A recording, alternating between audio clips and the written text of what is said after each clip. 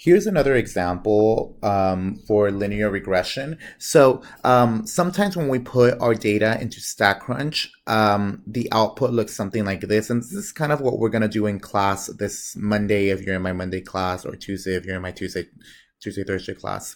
So yeah, so this is what we're going to be working on a little bit next week. But basically, sometimes your data comes out like this. Just remember that whenever you see dependent variable, this thing is just talking about your y value.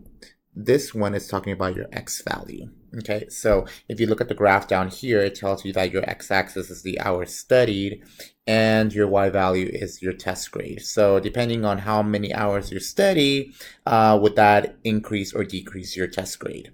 Okay, so the next thing here, this is my regression equation.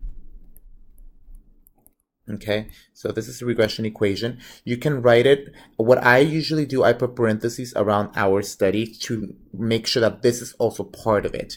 You can also write it. You don't need to write it as test grade equals this plus times this. You can also write it as y hat equals 34.6 plus 7.349, and then x. You can write it like that if you want. Notice that there's a lot of decimal points.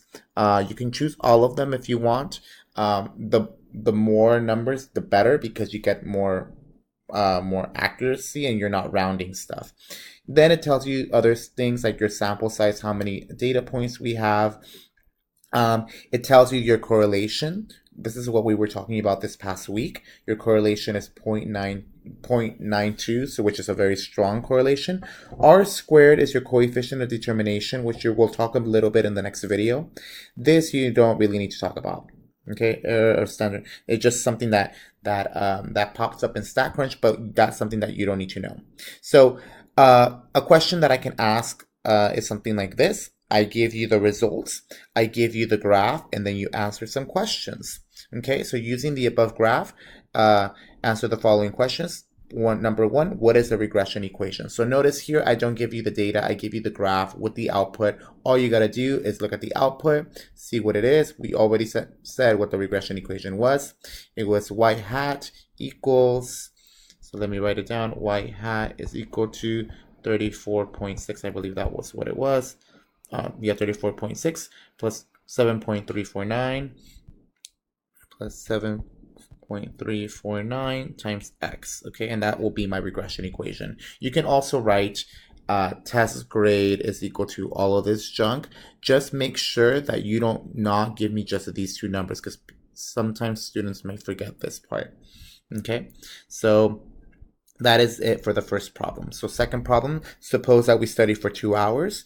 Use a regression equation to find the predicted test score. So if I only study for 2 hours, what would my test score be? So all I got to do is plug in this 2 hours into the x. So y hat, so my prediction is going to be 34.6 plus 7.349. And I'm going to multiply this by 2. Oh, that's an ugly 2. Okay, then we're going to put that in my calculator.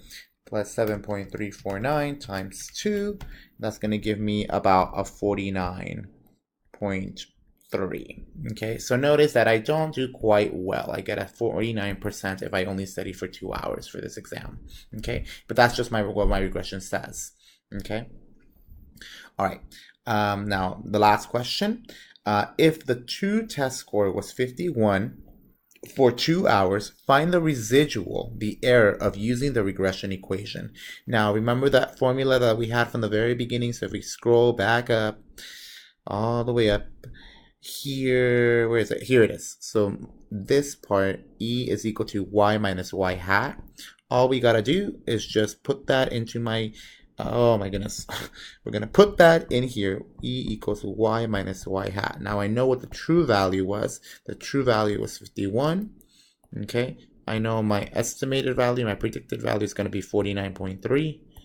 Okay, so I'm going to take 51, subtract 49.3, and this is going to be 1.7. Okay, so that is my residual. That's the error, okay, of estimating that. And as you can see, and even in the graph, you see that this value 51 is very different than what the prediction says. So this is what we predict. This was our y hat.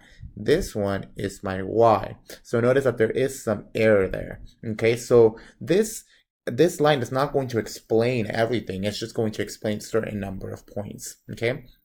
All right, so that's one of the examples. In the next video, we'll talk about effectiveness of the linear regression curve.